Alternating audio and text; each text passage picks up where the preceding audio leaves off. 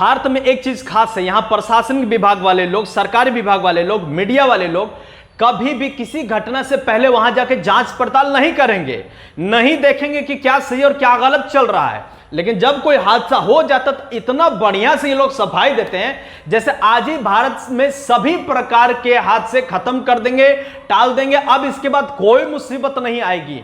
पटना शहर में खान सर का कोचिंग के ऊपर ताला लटका दिया गया। खबर जानकर के आप हैरान हो जाएंगे। इसके पीछे सबसे बड़ा वजह यह कि खान सर के कोचिंग के कुछ डॉक्यूमेंट नहीं थे, जिनको 2 दिन का समय दिया गया और उसके बाद चूंकि वो डॉक्यूमेंट नहीं बन पाया तो उनके कोचिंग पर ताला लटका दिया। ये हवाएं चली थी दिल्ली से। दिल्ली में 3 विद्यार्थियों का दर्दनाक हादसा हो गया, जहां बेसमेंट में पानी घुसने के बाद वहां पर 3 विद्यार्थियों के जो कि यूपीएससी तैयारी करने के लिए गए थे, उनका दर्दनाक हादसे में मौत हो गई। इससे आहत होकर के सभी विद्यार्थियों ने, जो भी राजेंद्र नगर के हैं, मुखर्जी नगर के हैं या विभिन्न दिल्ली के जो स्टूडेंट रोड पर आकर के पुरजोर धरना देने लगे और डिमांड करने लगे कि सबसे पहले जो प्राइवेट कोचिंग सेंटर्स है या विभागीय वाले लोग हैं, उन लोगों को यह ध्यान रखना होगा कि स्टूडेंट की जिम्मेवारी के साथ साथ उनकी सिक्योरिटी का पुरजोर कोशिश जब तक नहीं होगा तब तक हम धरना नहीं छोड़ेंगे। और यह बात बिल्कुल सही है, स्टूडेंट अपने हक पर एकदम अड़िग है और उनका यह कहना जायज है। और प्रशासन वाले लोगों को जब से हाईकोर्ट से फटकार लगा कि ये लोगों को पूछ दिया जाए कि आखिर पाइप कहां लगा हुआ है, कहां पर टंकी है, कहां पर नाला है, कैसे रोड होना चाहिए, तो इन लोगों के पास जवाब नहीं होता कुछ देने के लिए। और इसी के वजह से जब हादसा हो जाता है तो इन लोग अपने आप को सफाई देने के लिए पुरजोर वापस आ जाते हैं कि इनसे ज्यादा कोई ईमानदार है ही नहीं। पूरे भारत में अगर कोई विद्यार्थी सफल हुआ है किसी भी फील्ड में तो वो कोचिंग संस्थान का देन है। इसके अलावा वो अधिकारी जो अभी जांच पड़ताल करने के लिए आ रहे हैं, वो मीडिया वाले लोग, वो सरकारी ऑफिसर्स, उन सभी को बनाने वाले कोचिंग टीचरों का हाथ है। ये बात वो भी जानते हैं और पूरी दुनिया जानती है।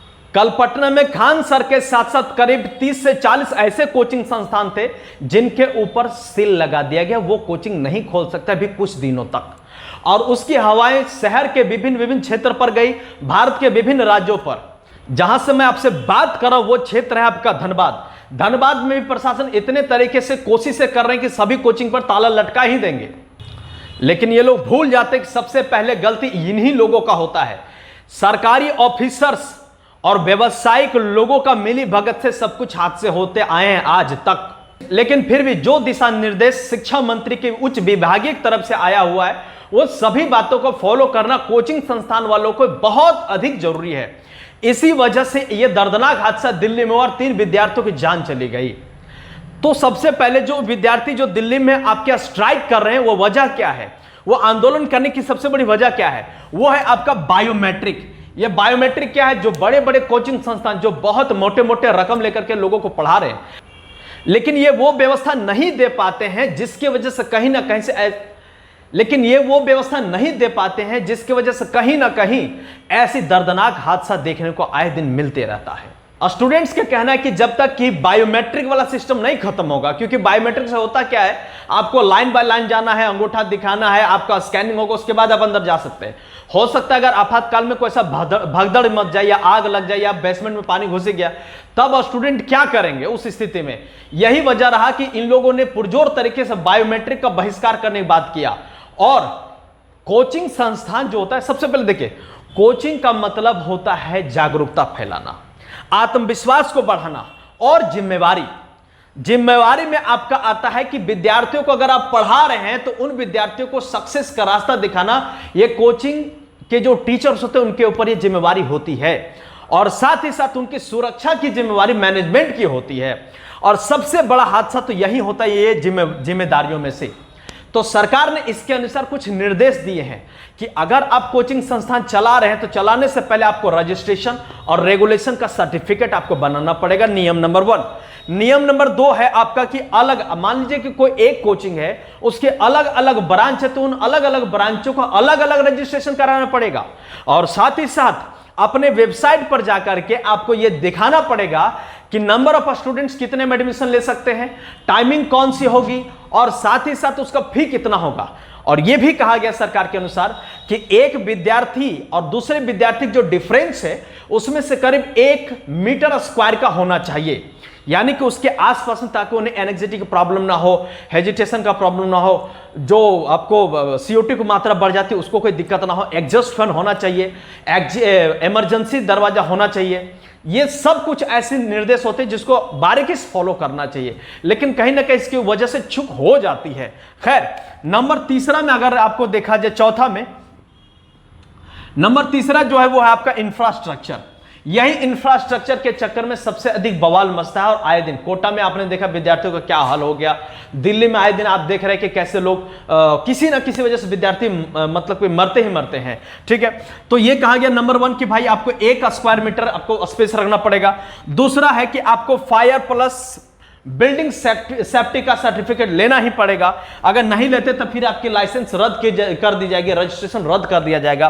इलेक्ट्रिसिटी आपका होना चाहिए, वेंटिलेशन का होना चाहिए, लाइट प्रॉपर होनी चाहिए, CCTV होना चाहिए, मेडिकल किट होना चाहिए, और विद्यार्थियों के साथ साथ कोचिंग संस्थानों का ट्रिपल ई का मतलब होता है कि एंट्री, एग्जिट और इमरजेंसी। ये 3 ट्रिपल ई के वजह से कोचिंग जबरदस्त रूप से अच्छे तरीके से, स्वस्थ तरीके से चलता है। लेकिन अगर चूंकि यहां चूक हुआ तो सबसे अधिक प्रॉब्लम यहां हो जाता है। हादसा तो कोचिंग में होने वाला जो होता है वो हो ही जाता है आखिरकार, लेकिन ये जो एग्जिट है ना, एग्जिट में क्या होता है, अभी आप दिल्ली हो या कोई और शहर हो, देखिए हर रूम में, हर क्लास में AC लगा होता है, जिसकी वजह से क्या होता है ना, उसका दीवार को ढक दिया जाता है।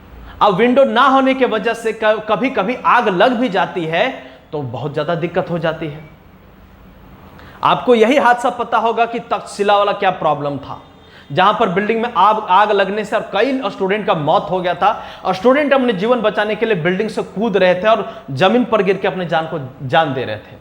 तो साथियों, जितने भी हमारे साथ कोचिंग के जो भी टीचर्स हैं वो ध्यान से सुने, आप अपने ड्यूटी पूरे तरीके से करिए।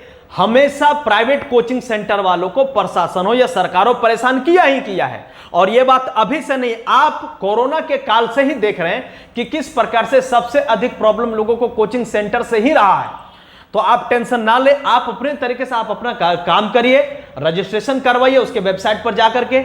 अगर सालाना आपका 9 लाख रुपए से ज्यादा इनकम है तो आपको व्यावसायिक तौर पर आपको रजिस्ट्रेशन कराना पड़ेगा, और साथ ही साथ अभी कम से कम धनबाद में 2 दिनों को अभी चेकिंग चलेगा, तो आप भी सतर्क रहें।